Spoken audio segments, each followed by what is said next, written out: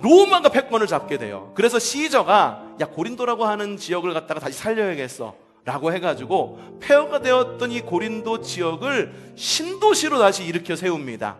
목적은 뭐냐? 그 당시에 로마가 굉장히 많이 인구가 늘어나고 사람들이 로마로 막 몰려들고 그러니까는, 그래가지고 이 로마에 있는 인구들을 갖다가 분산시켜야 될 곳이 필요했는데, 야, 고린도라고 하는 지역 폐허가 되었다고 그랬지? 거기 우리의 막강한 군사력과 건축력을 가지고, 건축 기술을 가지고 거기 도시를 일으켜 세우자 라고 해서 다시 일으켜 세운 신도시가 바로 고린도였었어요.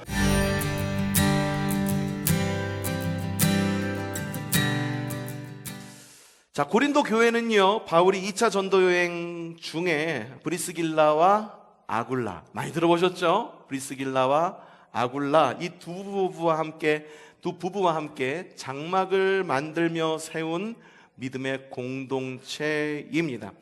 문란했던 당시 사회적 환경이 있었어요. 이미 우리가 고린도 후서를 읽으면서 이 사회가 어땠는지를 갖다가 우리가 봤죠. 비너스 신전이 있었었고, 그 비너스 신전의 상주에 있던 여사제들과 문란한 관계를 맺는 것이 고린도에 살고 있는 사람들의 생활 방식이었다라고 말씀을 드렸습니다. 그런데 내부적인 문제도 있었어요. 뭐냐면 바울이 고린도 지역에 꽤 오랫동안 머물러 있기는 했습니다. 하지만 그 가운데에 이 고린도 교회가 잘 성장하고 부흥하고 성숙하면 모르겠지만 여전히 성경 지식이 부족한 교회가 고린도 교회였었어요. 이 당시에 성경 지식이라고 말하는 것은 신약 성경을 말하는 거죠? 구약 성경을 말하는 겁니다. 구약 성경을 말하는 거예요.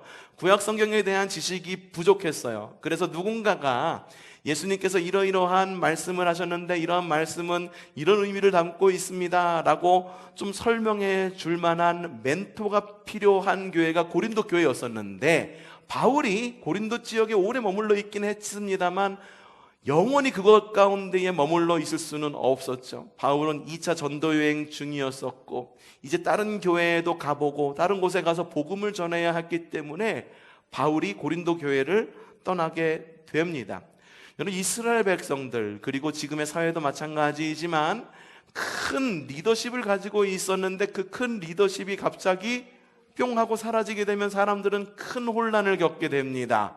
그래서 어디에다가 이제 더 마음을 두고 살아야 될지, 어디에다가 더 중심을 두고 삶의 기준을 마련해야 될지 사회가 혼돈에 빠지게 됩니다. 고린도 교회도 역시 마찬가지였었어요.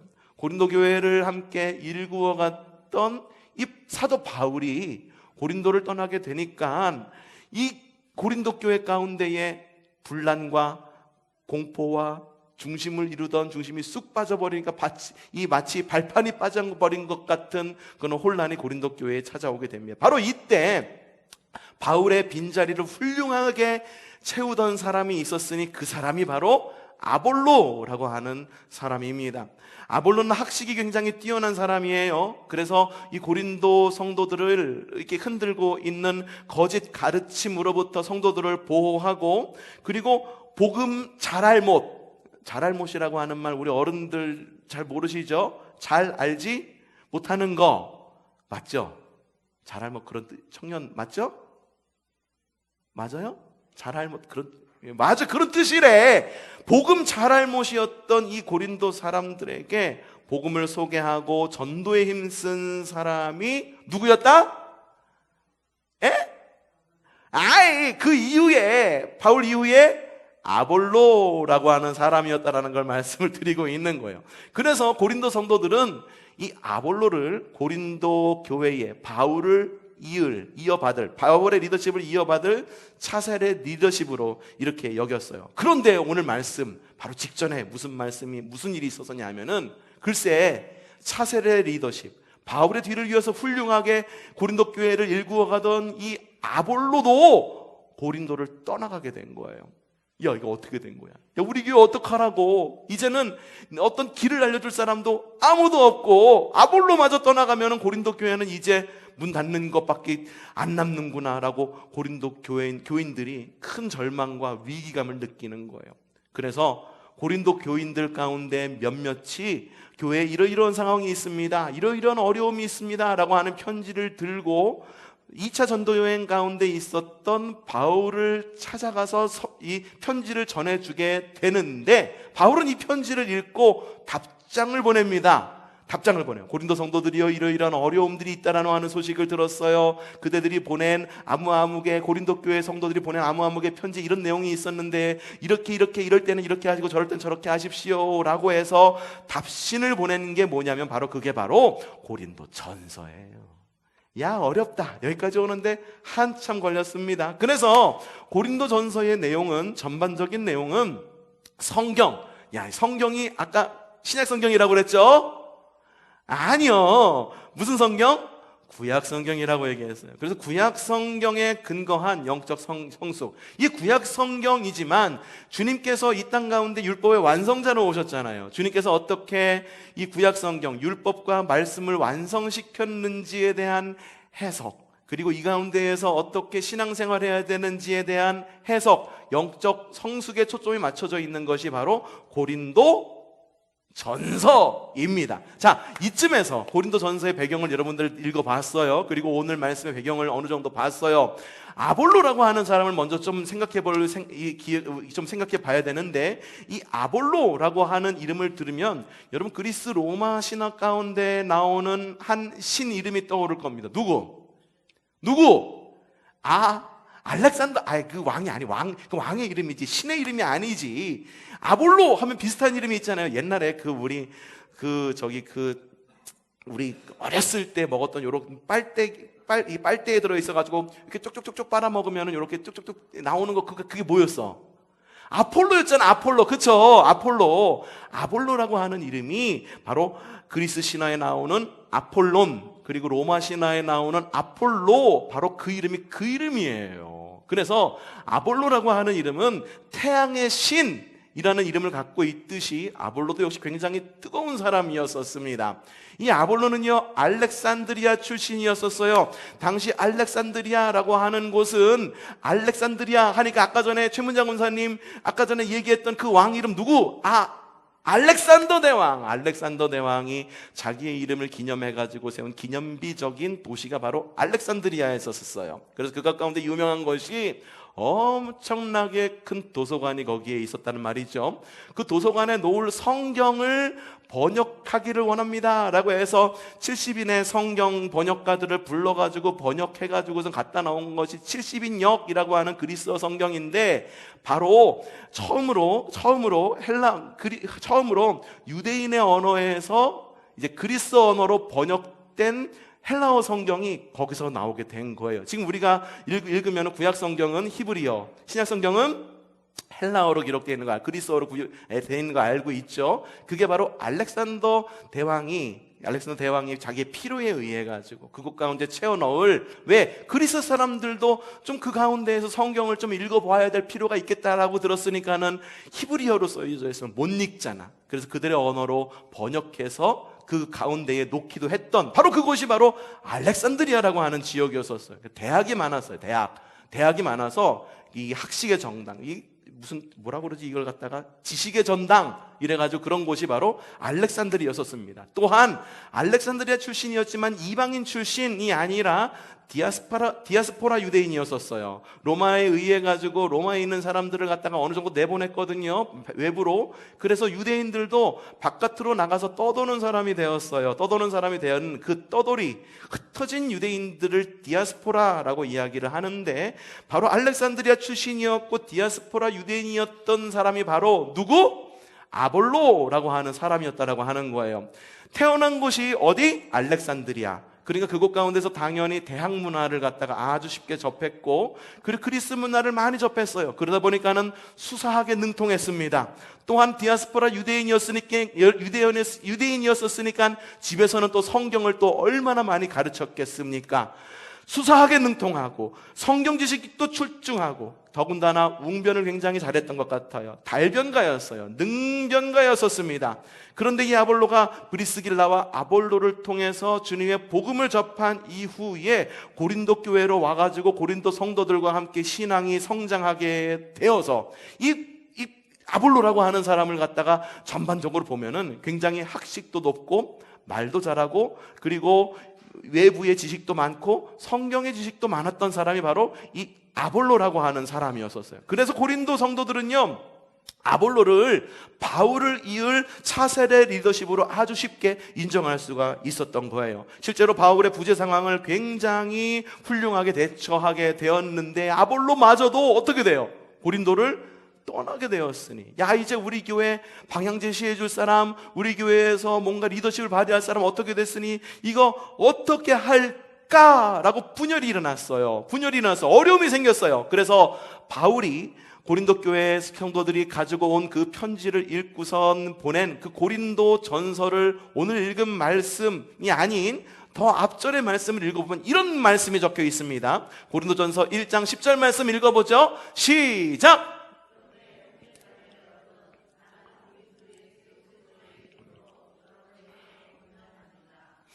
여러분은 모두 같은 말로 하며 분열이 없도록 하며 같은 마음과 같은 생각을 뭉치십시오. 어떻게 하랍니까? 여러분 가운데 무엇이 없도록 하며 분열이 없도록 하라고 이야기합니다. 이 말을 했던 이유는 뭐예요? 분열이 있으니까. 실제로 어떻게 분열이 있으니까, 그러니까 분열이 없도록 하고 같은 마음으로 같은 생각을 품으십시오 라고 이야기를 한 거예요. 어떻게 분열이 됐을까? 분열이 됐는데 어떻게 분열이 됐을까? 고린도전서 1장 12절 한번 읽어보죠. 어떻게 분열이 됐나? 시작! 다름이 아니라 여러분은 저마다 말하기를 나는 바울 편이다, 나는 아볼로 편이다, 나는 게바 편이다, 나는 그리스도 편이다 한다고 합니다. 이렇게 분열이 된 거예요. 어떤 사람은 나는 바울 편이야. 리더십이 없어지니까. 야, 리더십이 없어? 나는 바울의 정신을 이어갈 거야. 아니야, 무슨 말이야. 바울이 이미 아볼로에게 리더십을 넘기고 갔잖아. 그러니 차세대 리더십인 아볼로를 따라갈 거야. 어떤 사람은 말하는 거야. 아이, 뭔 말이야. 게바가 누구야? 게바. 정말 몰라요? 베드로, 나는 베드로 편이야. 야, 그 전에, 바울 이전에 베드로가 있었잖아. 좀 더 멀리 가야 된다는 거야. 예수님을 직접 만난 베드로 편이야 라고 말하는 거야. 무슨 말이야? 모두 다 소용없어! 우리는 모두 다 주님 편이어야 돼. 이렇게 말하는 사람이 있었다라고 하는 거예요. 여러분, 실제로 여러 가지 문제가 있는 교회들을 보면은요, 똑같이 편이 나누어요. 나는 누구 편이야? 나는 누구 편? 무슨 말이야? 우리 본질을 이어가야지. 본질을, 교회를 창립하신 아무개 목사님 정신을 이어가야지. 무슨 말이야? 우리는 그리스도 안에서 하나잖아. 이런 식으로 똑같이 나뉘는 것이 지금 우리의 모습하고 너무나도 똑같아요. 근데 바울이 쓴 분열되었다라고 하는 이 분열의 뜻이 뭐냐 하면은, 그리스어 가운데 이 분열을 말을 쓴 이유는 뭐냐 하면은, 이 분열이라고 한 말이 유아기적 신앙으로 인하여 하나 되지 못하는 거예요. 애들이 지들끼리 노는데, 야, 놀자. 골목대장이 있어가지고, 야, 오늘은 야구하는 날이야, 오늘은 방방 타는 날이야 라고 말하면은 애들이 쭉 몰라가서 방방도 타고 야구도 하고 축구도 하고 어떤 때는 뭐 게임도 하고 그러잖아요. 근데 그 동네에 이 골목대장이 없어진 거야. 이사를 간 거야, 딴 집으로. 그러면 어떻게 돼? 한순간에 휘어잡던 애가 없어지니까 지들끼리 노는 거야. 야, 야구하자. 야, 무슨 말이야. 야구하지 말고 오늘은 방방 타야 돼. 야, 방방이 뭐야. 오늘 비 오니까는 방방 타면은 물에 젖으니까는 오늘은 들어가서 오락이나 하자. 지들끼리 막 분열이 되는 거죠. 바울이 쓴 이 분열이라고 하는 그리스도도 그런 뜻을 가지고 있어요. 고린도 교인들 보니까는 아직 아이들 같아. 그래가지고 부의 중심을 이루는 그 누군가가 없어지니까는 아이들처럼 어디로 갈지 몰라서 각기 제 갈 길로 다 가는구나 라는 생각을 하는 거예요. 그래서 바울이 편지를 써서 보내는데, 야, 너희들 이런 파 이때매 라고 말했던 것이 조금 전에 읽은 거였었어요. 그런데 무슨 파가 있었다고 그랬어요? 처음에 바울파, 그 다음에 아볼로파, 그 다음에 게바파, 그 다음에 그리스도파, 이렇게 있다고 그랬었는데, 이 네 가지 파벌 중에서 끝까지 살아남은 두 가지 파가 있네. 무슨 파일까? 우리가 말할 때, 우리가 생각할 때, 야, 그리스도파가 좀 남았으면 좋겠다라는 생각이 들잖아요. 그런데 끝까지 살아남아서 끝까지 기록에 남은 것은 바로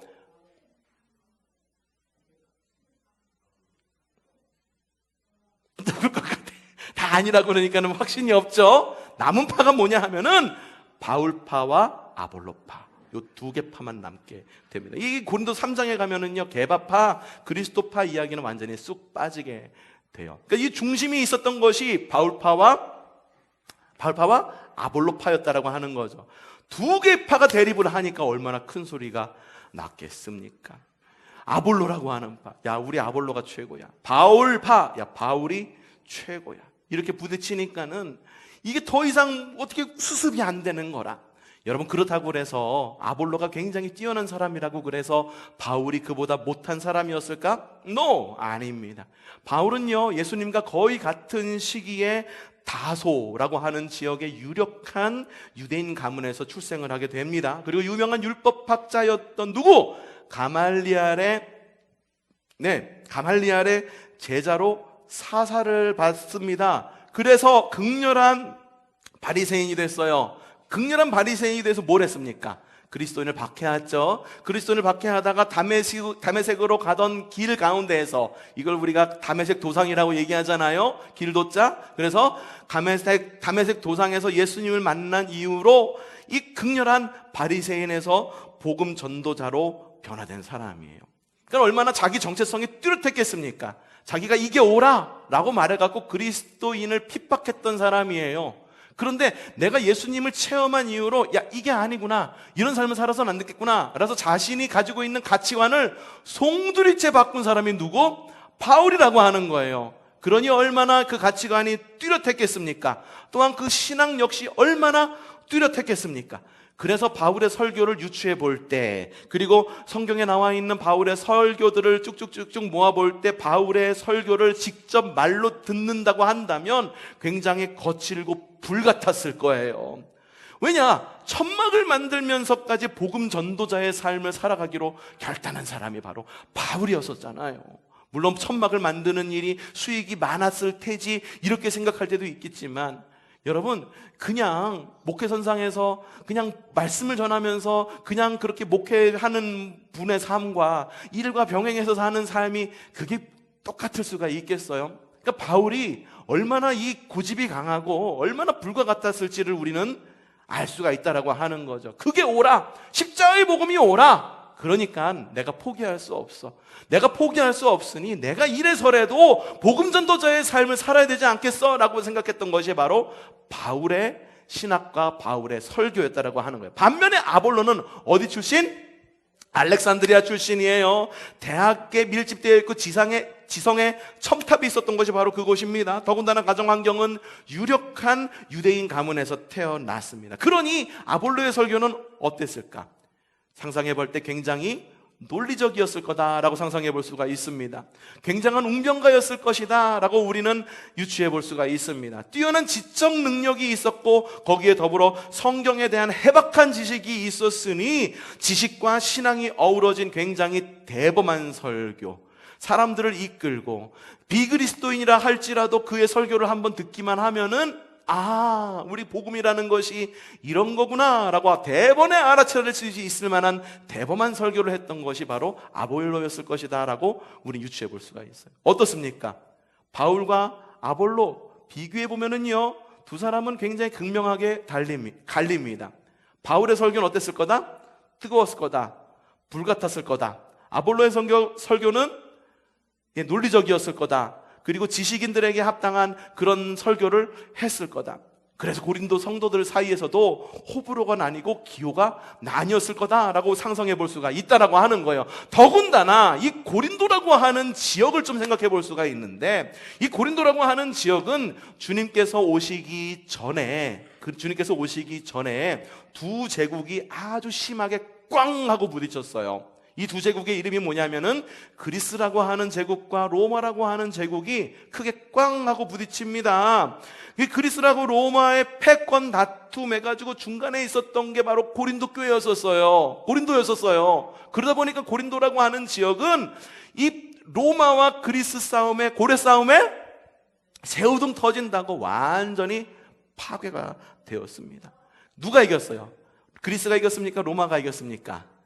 로마가 이겼죠. 그래서 예수님의 시대에 들어서면은 누가 나옵니까? 시저가 나오고 로마 시대가 이어지고 있는 것을 볼 수가 있죠. 재밌죠? 옛날 이야기 같아가지고. 그래, 오늘 굉장히 잘 듣는다 설교. 좋습니다. 이 자세로 로마가 패권을 잡게 돼요. 그래서 시저가 고린도라고 하는 지역을 갖다가 다시 살려야겠어 라고 해가지고 폐허가 되었던 이 고린도 지역을 신도시로 다시 일으켜 세웁니다.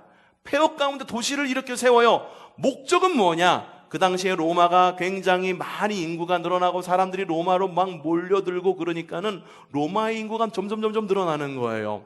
그래가지고 이 로마에 있는 인구들을 갖다가 분산시켜야 될 곳이 필요했는데, 고린도라고 하는 지역 폐허가 되었다고 그랬지? 거기 우리의 막강한 군사력과 건축력을 가지고, 건축 기술을 가지고 거기 도시를 일으켜 세우자라고 해서 다시 일으켜 세운 신도시가 바로 고린도였었어요. 신도시를 세우고 난 다음에 그곳 가운데 사람들을 이주시킵니다. 이주시킨 사람들의 대상은 강제 이주를 시켰거든요. 대상은 퇴역한 군인들. 로마 하면 떠오르는 게 군인이잖아요. 그렇죠? 글라디우스, 바로 칼, 작은 단 칼을 들고 이렇게 싸우던 투사의 이름을 뭐라고 그랬어요? 영화 이름도 있잖아요. 글래디에이터라고 이야기했잖아요. 글라디우스라고 하는 칼, 짧은 칼을 들고 싸우던 사람, 그 가운데에서 군인으로 퇴역하신 분들이 계셨을 거예요. 퇴역하신 사람들, 우리 왜 이게 퇴역하신 분이라고 얘기하냐면은 실제로 우리 교회가 또 퇴역하신 분들이 계시니까, 그냥 퇴역하신 분들도 계시니까 분이라고 이야기를 하는데, 퇴역한 군인들, 로마 시민권을 따고 군복무를 하면서 로마 시민권을 딴 퇴역한 군인들을 고린도 지역으로 강제 이주시킵니다. 그리고 또 한 부류를 고린도 지역으로 이주를 시키는데, 그 부류가 뭐냐 하면 해방된 노예들을 고린도로 강제 이주시킵니다. 주인하고 같이 살게 할 수는 없잖아요. 그래갖고서 이 사람들을 배를 태워가지고 고린도로 이주를 시키게 되는 거예요. 당시에 고린도의 인구 비율을 보면은요, 이 퇴역한 군인들과 그리고 많은 사람들이 섞여 있는 해방된 노예들이 있었었는데, 해방된 노예들이 꽤 많았던 모양입니다. 해방된 노예가 기록에 의하면은 고린도 지역의 50% 이상이 해방된 노예 출신의 시민이었다라고 이야기를 합니다. 신도시화됐습니다. 그리고 항구가 2개 있죠. 그래서 상업이 발달되었어요. 외지인들도 막 들어오게 됩니다. 그러면서 태어난 것이 누구냐 하면은 바로 신흥 부자들이 그 안에서 막 생겨나게 되는 거예요. 이전에는 누려보지 못했던 호황들, 그리고 이런 것들이 막 그 안에서 일어나게 되는 거죠. 그러다 보니까 외지인들도 들어오게 되는데, 그 가운데에 누가 있었냐면은 그리스 출신, 과거의 영광을 누렸던 철학과 문화와 운동과 올림픽이 막 열렸던 그리스의 영광을 누렸던 사람들이 또 고린도 안으로 흘러 들어오게 되네. 그러니까 이 고린도라고 하는 지역에 이 학벌이나 생활 수준이 어땠을까? 비슷비슷한 사람들이 모인 건가요? 아니에요. 극명하게 갈렸습니다. 학벌 차이도 굉장히 많이 났어요. 이 그리스에서 온 사람들은 어쩌면은 아볼로와 같은 대학 출신 사람들도 있었을 거예요. 하지만 노예들 가운데에는 똑똑한 노예들도 있었겠지만, 많이 배우지 못한 사람들도, 가방끈이 짧은 사람들도 분명히 있었을 거예요. 신흥 부자들도 많이 있었다라고 했지만, 신흥 부자 말고 지금 막 이주해 와가지고선 바삭 생활부터 해오는 가난한 사람들도 굉장히 많았을 거라는 걸 유추해 볼 수가 있는 거예요. 자, 생각해 봅시다. 고린도 교회가 그 지역에 세워진 거예요. 그럼 고린도 교회에 들어오는 사람들은 특정한 부류만 들어왔을까? 신흥 부자만 막 들어왔을까? 그래서 교회가 막 부자가 됐을까? 아니면 많이 배운 사람들만 들어왔을까? 아니에요. 고린도 지역에 위치했기 때문에 그곳에 있는 사람들이 들어오다 보니까 어떤 사람은 많이 배운 사람, 어떤 사람은 적게 배운 사람, 어떤 사람은 가진 게 많은 사람, 어떤 사람은 가진 게 없는 사람, 어떤 사람은 남성, 어떤 사람은 여성, 많은 부류들의 사람들이 그 안으로 몰려들었어요. 그런데 그 가운데에 무슨 일이 있었다? 바울도 떠나가고 아볼로도 떠나가고 호불호가 나뉘었을까라고 생각이 들어요. 그러면 생각해 봅시다. 그리스 로마의 영향을 받은 가방끈 좀 있다고 하는 사람, 이런 사람들은 누구를 따랐을까? 바울을 따랐을까요? 아볼로를 따랐을까요? 당연히 아볼로를 따랐겠지. 아볼로는 아는 게 많았어요. 지식이 충만했어요. 그리고 또한 성경도 아는 게 많았어. 알려줄 게 많았어. 그러니까 가방끈 좀 길다라고 하는 사람은 아볼로를 따랐을 거예요. 반면에 정책적으로 이주해온 이주민들, 그리고 좀 하층민들은 누굴 따랐을까? 분명히 바울을 따랐을 거예요. 뜨거웠어요. 복음에 대해서 이야기하는데, 야, 가자! 이러고서 멱살 잡고선 끌려가는 거예요. 따라와, 이 길이 길이야 라고 하면서 막 끌고 갔던 바울의 리더십이 훨씬 더 잘 먹혔을 거라고 하는 거예요. 그래서 그 안에서 누구와 누구의, 무슨 파와 무슨 파의 전쟁? 바울파와 아볼로파와의 전쟁. 이런 갈등이 막 일어나게 됐던 거예요. 그럼 물어봅시다. 그러면은 바울과 아볼로가 직접 나서가지고선 누가 우리 파 사람을 건드려! 이러면서 두 사람이 싸웠던 걸까요? 두 사람이 부딪히거나 싸운 적은 없습니다. 오히려 바울은요, 아볼로에 대해서 어떻게 생각하느냐? 성경 봅시다. 고린도전서 3장 9절 초반절 말씀 시작. 하나님의 동역자. 야, 우리 동역자야. 싸우지 마. 같은 일을 하는 사람이야 라고 이야기를 하고 있습니다. 오히려 바울이 고린도 교회 사람들한테 이렇게 이야기를 합니다. 고린도전서 16장 12절 말씀 시작.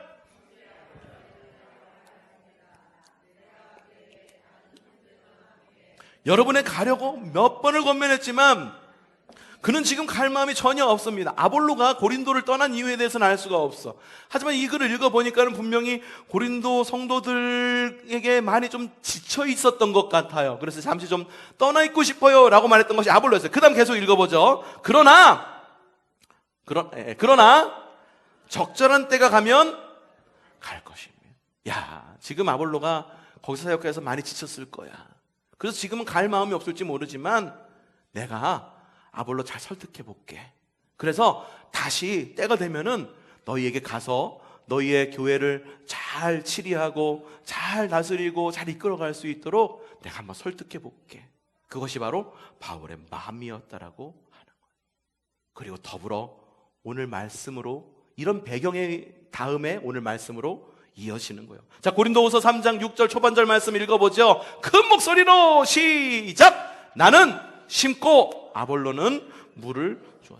굉장히 유명한 말씀이죠. 나는 누구예요? 바울은 심고 아볼로는 물을 주었습니다. 여러분, 바울은 복음을 전함으로 파종을 했다라고 하는 이야기예요. 그리고 아볼로는 그 씨앗을 가꾸었다라고 하는 이야기죠. 이 말은 뭡니까? 야, 너희들 파벌지어서 싸우지 마. 역할이 다를 뿐이야. 사역이 다를 뿐이고 어느 사역이 더 중요하거나 어느 사역이 덜 중요한 건 없어. 내가 씨앗을 너희 가운데 뿌렸어. 근데 그 씨앗을 갖다 누군가가 가꾸지 않았으면은 그 씨앗이 어떻게 됐겠니? 마찬가지야. 뿌려진 씨앗 누군가가 가꿀 사람이 없었다라고 말한다면은 내가 씨앗을 뿌려서 뭘 했겠니? 우리는 같은 그러면서 이야기합니다. 심는 것, 물 주는 것, 이것이 결실을 맺어야 되는 것이 중요해. 씨앗을 뿌리는 이유가 뭐야? 결실을 맺게 하려고. 지금 막 한참 연천에 모내기 하고 있죠. 모내기 하는 이유가 뭐예요? 거기 그냥 풀밭되게 만들려고 모내기 하나요? 분명한 목적이 있어요. 모내기를 하는 목적이 있어요. 씨앗을 심는 목적이 있어요. 씨앗을 심는 목적은 뭡니까? 열매를 맺게 하려고. 자, 고린도전서 3장 6절 후반절에서 7절 크게 시작. 하나님께서 자라게 하셨습니다. 아무것도 아니요. 자라게 하시는 분은 씨앗이 심겼어요. 심긴 이 씨앗은요, 익어야 돼요. 그 안에서 썩어져야 돼요. 그래서 싹도 나고 줄기도 자라고 가지도 나고 가지 가운데 꽃도 피고 꽃핀 데에서 열매를 맺어야 되는 것, 그 과정을 우리가 뭐라고 말하냐면 바로 성숙이라고 이야기를 하는 겁니다. 식물이 성숙해질 때 열매를 맺게 되는 겁니다.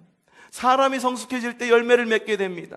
그리스도인이 성숙해질 때 사회가 변화가 됩니다. 성도가 성숙해질 때 서로가 서로를 사랑하게 되는 거예요. 앞서 여러분에게 말씀을 드렸어요. 고린도 교회가 분열이 됐다라고 했을 때 이 분열이라고 하는 것, 어떤 단어라고 그랬습니까? 아직 미성숙해. 성숙하지 않아. 그래서 누군가가 기준을 딱 잡아주지 않으면 따라갈 사람이 없어. 그래서 흩어지는 거야. 바울이 그렇게 설명을 했잖아요. 같은 방법으로 설명하고 있는 거예요. 성숙해져 생기지 못한 일이니, 그러니 성숙합시다.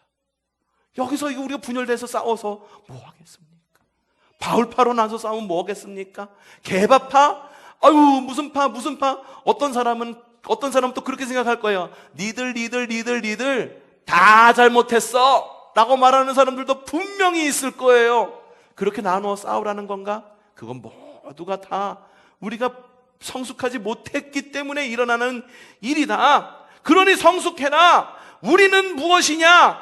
3장 9절 말씀 읽어보죠. 시작. 우리는 하나님의 맞아, 동역자야. 동역자는 싸우는 게 아니야. 게임하는 거 아니잖아. 한 목적, 하나님께서 우리에게 씨앗을 주셨고 물 주게 하고 가꾸게 한 거는 목적은 분명히 열매를 맺게 하는 것이 분명한 목적이 있는 것처럼 우리도 하나의 목적을 가지고 있는 무엇이다? 동역자요. 여러분은 하나님의 밭입니다. 하나님의 건물입니다 라고 이야기를 하면서 야, 분열되지 마. 하나 돼야 돼. 교회끼리 모여서 왜 싸우니? 왜 정치적인 싸움을 하고 있니? 왜 물러서지 못하고 있니? 왜 싸움을 하면서 교회가 이파 저파 나뉘면서 왜 그런 교회가 되니? 이미 바울은요, 고린도전서 초반절에 그 답을 이미 제시해주고 있었어요. 오늘 읽은 말씀은 고린도전서 3장 말씀이었잖아요. 1장 앞으로 쭉 가면은요, 우리가 이미 읽었던, 옛날에 읽었던 고린도 후서를 보면서 읽었던, 가져와서 읽었던 그 말씀을 발견할 수가 있는데, 고린도서 1장 18절 그 답을 뭐라고 말하냐, 이렇게 말합니다. 시작. 십자가의 말씀이 멸망한 자들에게는 어리석은 일이지만 구원받은 사람인 우리에게는 하나님의 능력입니다 라고 이야기를 하는 거예요. 너희들 무슨 파죽에서 누구의 능력 따라가려고 그래? 아니야. 바울의 능력 따라가려고 그래? 아니야. 게바의 능력 따라가려고 그래? 아니야. 아볼로의 능력 따라가려고 그래? 아니야. 우리의 능력은 어디에 있다? 십자가의 말씀의 능력이다라고 이야기를 하는 거예요. 십자가의 도의 능력이 그것이야말로 우리를 하나가 되게 하는 유일한 답이다라고 이야기를 하는 겁니다. 그러면서 고린도전서 4장 3장 오늘 읽었으니까 4장 이후에 뭐라고 이야기를 하느냐, 이렇게 이야기합니다. 시작. 사람은 이같이 우리를 그리스도의 일꾼이요 하나님의 비밀을 맡은 관리인으로, 우리는 관리인일 뿐이야. 관리인을 통해 가지고선 일을 하는데 누구 편 이게 왜 중요해? 관리인이라고 하는 건 그 위에 주인이 있다라고 하는 거잖아. 이런 경우에 관리인에게 요구하는 것은 무엇이다? 신실성이다. 여러분, 이게 와닿지 않죠? 여러분들이 많이 알고 있는 이 개역개정 성경 다시 한번 좀 읽어보도록 하겠습니다. 시작. 사람이 마땅히 우리를 그리스도의 일꾼이요 하나님의 비밀을 맡은 자로 여길지어다. 그리고 맡은 자들에게 구할 것은 충성은 열매 가운데 하나요. 충성은 열매 가운데 하나요. 우리가 할 수 있는 건 뭐냐? 그리스도 안에 있는 충성이다. 그리스도 안에 있는 인티그리티, 바로 신실성이다 라고 이야기를 하고 있는 겁니다. 여러분, 지금의 시대에도요, 교회 안에 분열이 있을 수 있습니까? 있을 수 있습니다. 우리는 사람이기 때문에 교회 안에 파당 지을 수 있습니까? 있을 수 있습니다. 제가 누누이 이야기했던 이야기 한 가지 예가 있었잖아요. 어떤 예? 교회에 성가대가 있는데 그 성가대에 들어오려면 어떻게 해야 됐었다라고 그랬죠? 성가대장이 개주야. 성가대장이 개주야. 그리고 새 가족이 와, 성가대 들어가고 싶어요 하면 어떻게 해야 돼? 개를 들어야 돼. 교회 안에 이런 일이 일어나지 말라는 법이 있나요? 분명히 일어나고 있는 교회들도 있고 파당 지어가지고 싸우고 있는 교회들도 분명히 있습니다. 이런 현상이 왜 일어난다라고 이야기를 합니까? 바울은 오늘 말씀에서 이 모든 일들은 우리가 영적으로 미성숙하기 때문이야. 성숙하지 않기 때문이야. 우리라고 하는 씨앗이 썩지 않으니까, 그 안에 썩지 않으니까 서로 다투고 누가 먼저 싹을 내느니, 누가 얼마나 더 싹을 내느니, 누가 싹을 냈느니 못 냈느니, 그것 갖고선 파당 짓고선 싸운다라고 하는 거예요. 그럼에도 불구하고 바울은 이야기를 해요. 그래, 우리 교회에 그럴 수도 있어. 그럼에도 불구하고 고린도전서 1장 4절 시작. 나는 그리스도 예수 안에서 받은 하나님의 은혜를 생각하고 여러분의 일로 언제나 하나님께 감사를 드립니다. 여러분, 교회는요 완벽하기 때문에 감사할 수 있는 곳이 아니에요. 여러분의 삶도 역시 마찬가지예요. 완벽하기 때문에 감사하며 생활하는 건 아니에요.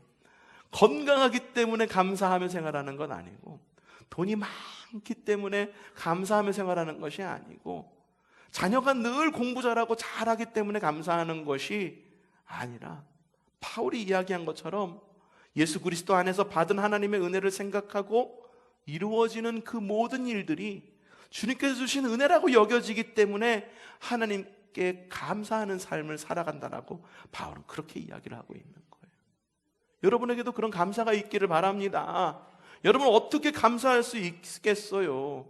많은 환경이 문제가 있어요. 구덩이들이 그냥 파져 있어요. 가는 곳마다 지뢰받친 것 같아요. 문제들이 빵빵 터져요. 그런데 어떻게 이 가운데에서 감사하는 삶을 살아갈 수 있을까? 바울은요, 문제의 초점을 문제 그 자체에 두지 않고 오히려 하나님의 은혜에 초점을 두었기 때문에 바울은 감사할 수 있다라고 오늘 말씀에서 이야기를 하고 있는 거예요. 여러분, 이렇게 생각하니까 답이 없습니까? 답이 있습니까?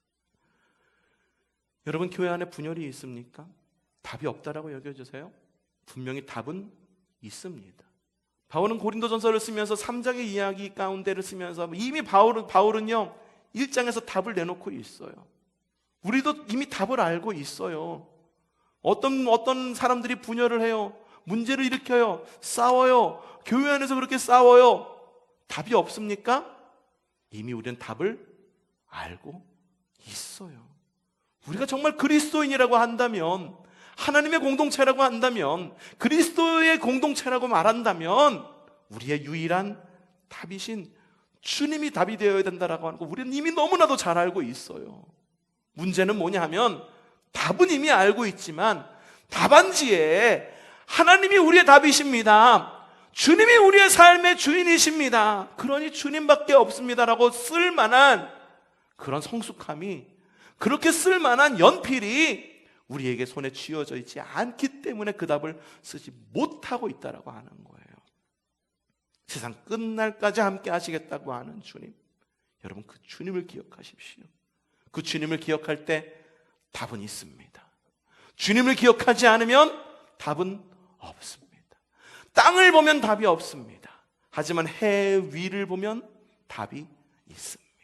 사방을 돌려보면 막힌 것밖에 없습니다. 다 막혔을지라도 하늘은 뚫려 있습니다. 세상 끝날까지 함께 하시겠다라고 하는 주님, 그 주님을 붙잡고 주님을 기억하여 승리하는 그리스도인이 되시기를 바랍니다. 그것이 바로 답이 있는 삶입니다. 이럴 경우 어떻게 해야 됩니까? 저럴 경우 어떻게 해야 됩니까? 유일한 답은 바로 우리의 주님이십니다. 건강이 어려우세요? 여러분에게 답이 있습니다. 그 답에 무엇입니까? 주님이 우리의 답이십니다. 재정이 어려우십니까? 우리에게는 분명한 답이 있습니다. 그 답이 무엇입니까? 주님이십니다. 관계에 어려움이 있습니까? 우리에게는 분명하고 선명한 답이 있습니다. 그 답은 바로 주님이십니다. 주님이 우리의 답이 되는 삶을 살아가십시오. 다른 것 다 잃는다 할지라도 주님을 잃지 말고 주님을 붙들어 승리하는 저와 여러분 되기를 주님의 이름으로